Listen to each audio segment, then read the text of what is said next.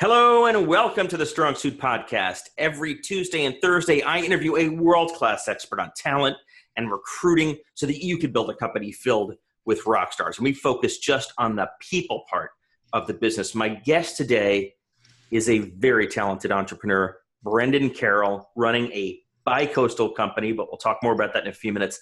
And I'm so excited to speak with him and share his story with my loyal audience of Rockstar recruiters. Let me tell you a little about Brendan and Brendan Carroll's business, because it is fascinating. And I have to say thank you to Brendan for guarding and preserving the grapes of Napa Valley. Right, Brendan? That's correct. Thanks for having me on, I am Jeff. a wine lover. I'm sure a lot of our listeners are wine lovers. And as will become clear in a minute, your business, Skycision, that's how it's pronounced, right? Skycision? That's correct. Skycision. Skycision is helping Napa Valley companies. But basically, as I understand it, what Skycision does is take aerial imagery from drones and determines what part of a farmer's fields and crops need extra attention. So you're really helping the agriculture industry and helping farmers figure out, far earlier. It's kind of preventative, right? Than the naked eye can accomplish on their own. Is that a pretty good overview? That's correct. Yeah. So we use imagery captured by drones, captured by satellites, and we're targeted at very high value crop types. So like wineries in Napa Valley, orchards, almond growers, avocados, for those guac lovers out there. But what we're really looking for is problems that occur throughout the course of a season, whether it be in the form of pest, disease, drought, some form of weather event that impacts the crop health that could ultimately impact the grower's bottom line.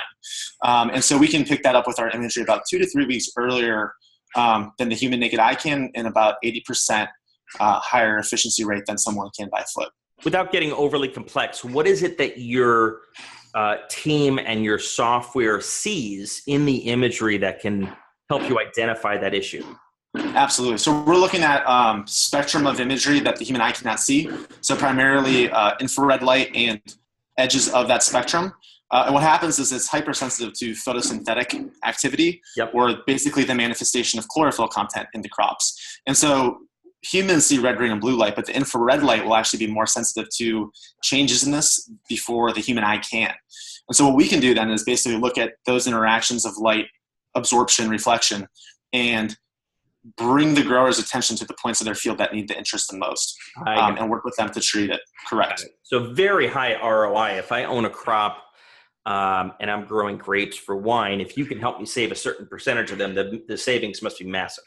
Exactly. And so what we see is with the high value crops like grapes, imagery that's really high resolution where you can see to the leaf, to the plant itself is really important. So we use drones for that. But if you were talking about 30,000 acres of corn in the Midwest, you don't necessarily need to see each stalk of maize. You can kind of get a broader view, and we might use satellite imagery for that. So it's a little bit concierge focused. We started with the drones, but definitely high value crops mostly at this point. Got it. One last question on the business model, then we're going to shift to kind of the people part. Are the drones, do you have like an army of drones, or how do you actually get your hands on those?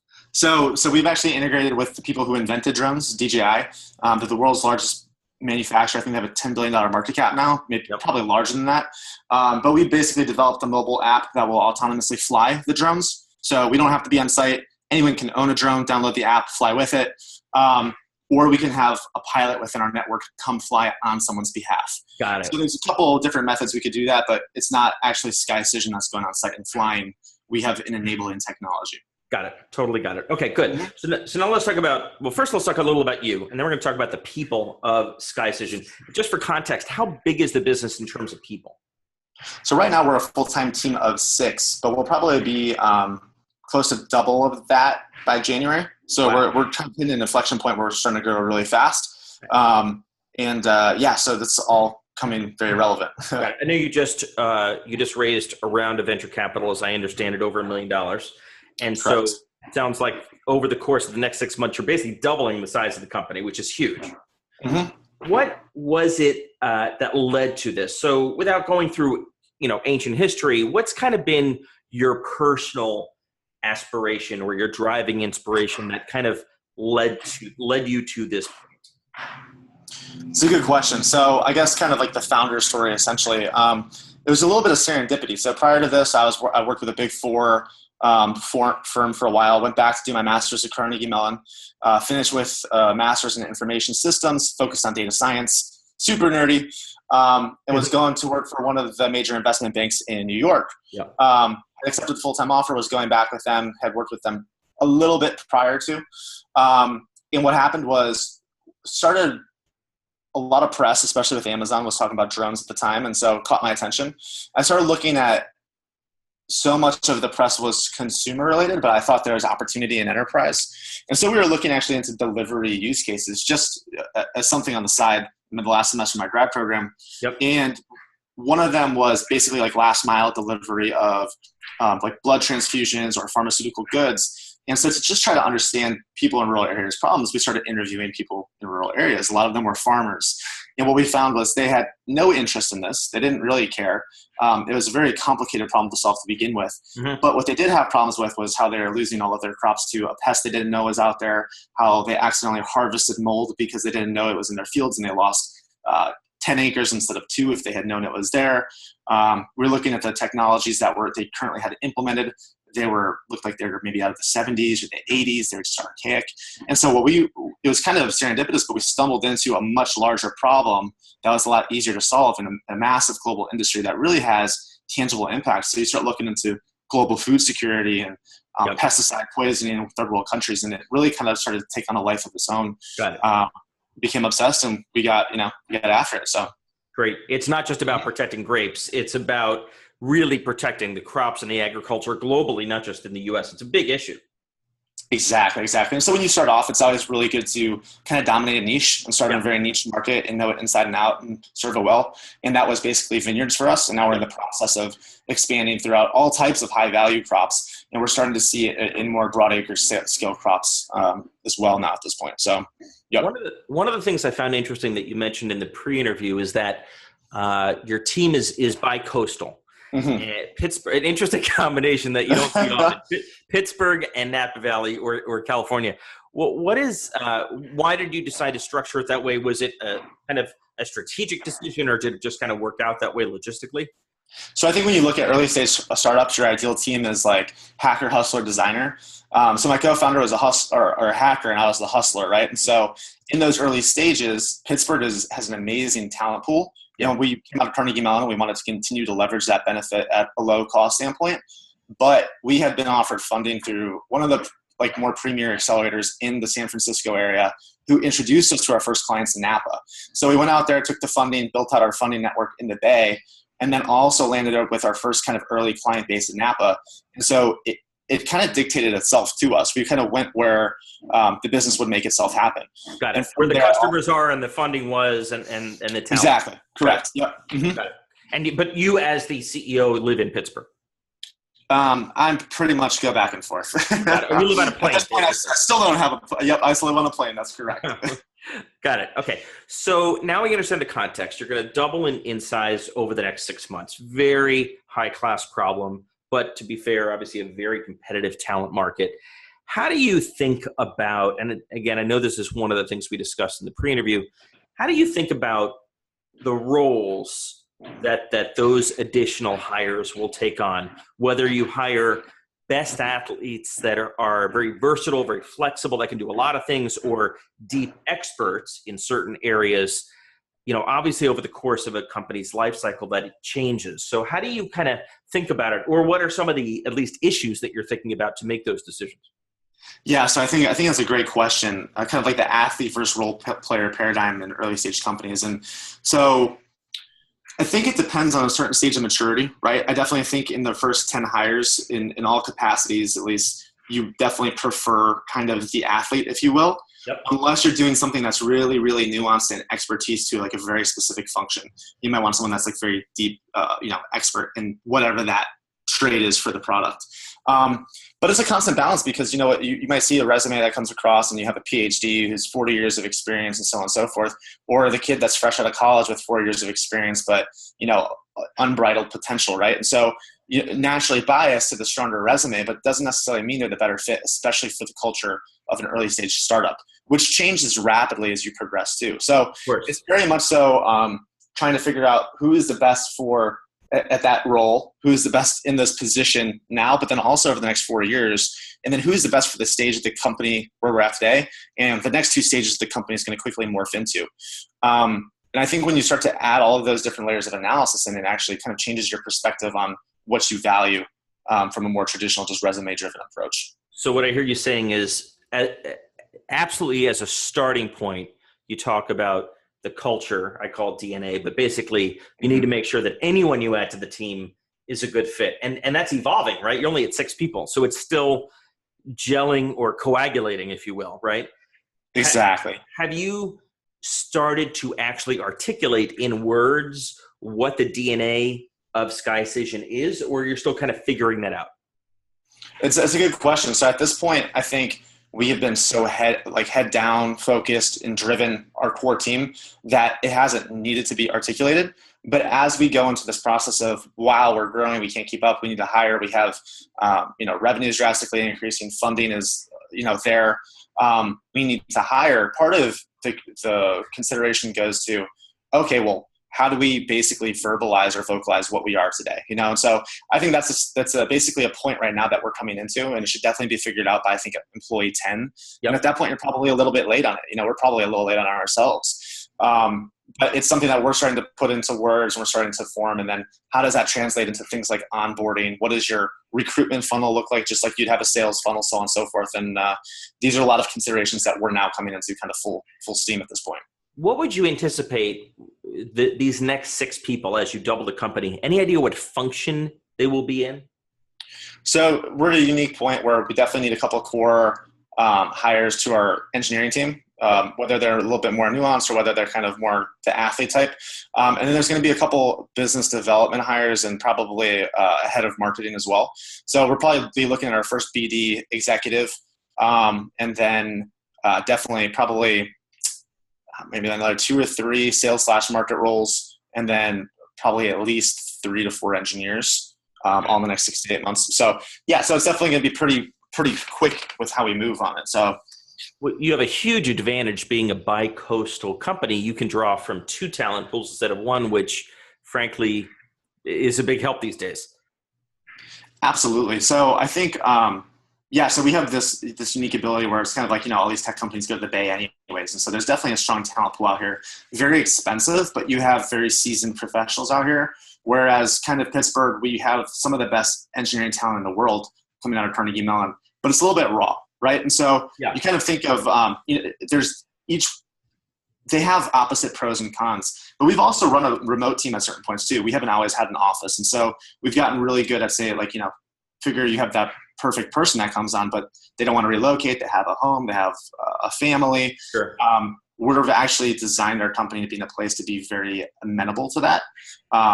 With the concept of culture, we definitely want to kind of put our feet down and, like more solid offices as we go and stuff, but we can accommodate that as well. And so again, it's about finding that right person though. As a CEO who had not hired a ton of people before, or at least I get the sense you hadn't hired and recruited a ton of people before Skycision, what's been some of your biggest surprises in adding people to the team and in recruiting that maybe our listeners who are just even behind you on the growth curve should be thinking about? Yeah, so I think, like I said, I've worked in major corporate roles before, and I've seen in a lot of cases how recruitment's been broken because I went through like a very technical master's program because we were in elite firms at the time.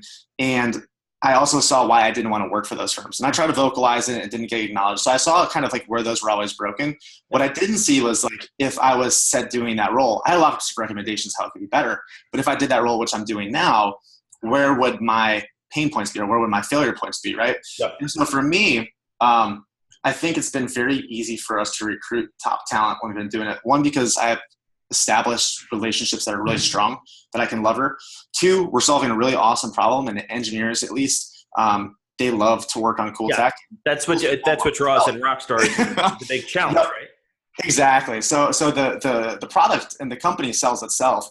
The biggest problem I actually have in recruitment is actually post-recruitment, believe it or not. It's the onboarding process right now because we're so young. Yeah. And we don't have an onboarding process. Yeah. Exactly. That's the problem. Especially being a bi-coastal team, sometimes with no office. It's just been like, hey, we got a Rockstar, and then it's like kind of like, okay, throw them in the deep end with no lifesaver, And so that's something where we're looking to improve now. And then, you try to figure out how that scales up, right? So that was kind of the big thing for me, where it's kind of like, oh yeah, well, we have all these great resumes and all these rock stars, and we can get them on the team. But even when we get them on the team, like, they're not performing how we thought they would. Well, shoot, a lot of that is potentially our fault. Sure. Potentially, especially when you have a bi-coastal virtual company, that onboarding takes on an even more important dynamic, so that you aren't developing two totally different sets of ways of doing things. Exactly. Have you had your first exit yet in the business, or are these 6 people all the original folks? No, so we've so by exit you mean like employees, or a person leave the business. Yep. So we've had some employees come through, join and leave, and some new ones come on. So we've had a little bit of turnover in the, or maybe like 2.5 years we've been alive. Yeah. We have, let me think at this point. So from that, I mean, there's been a couple of different learning experiences in each. Some were because of remote teaming, they could have been better. Some we were ready to grow, and maybe the investment round came a little later than we thought it would. So cash problems, right? So there's been a lot of reasons why those have happened, and we've kind of debriefed on those internally. But we've had a little bit of turnover. We've seen people pass through. Yeah. Anything you learned from that experience that will inform your recruiting process going forward? In other words, would you change the spec, or would you change your recruiting process, or did you rely too much on gut or something else?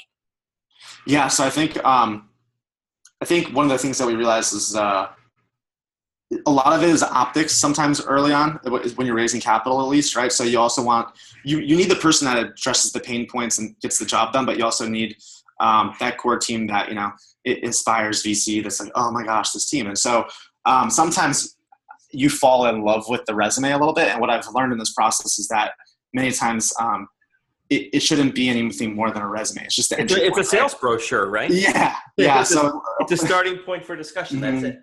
Yeah. And so some of those, what we found is we've hired some really, really deep subject matter experts.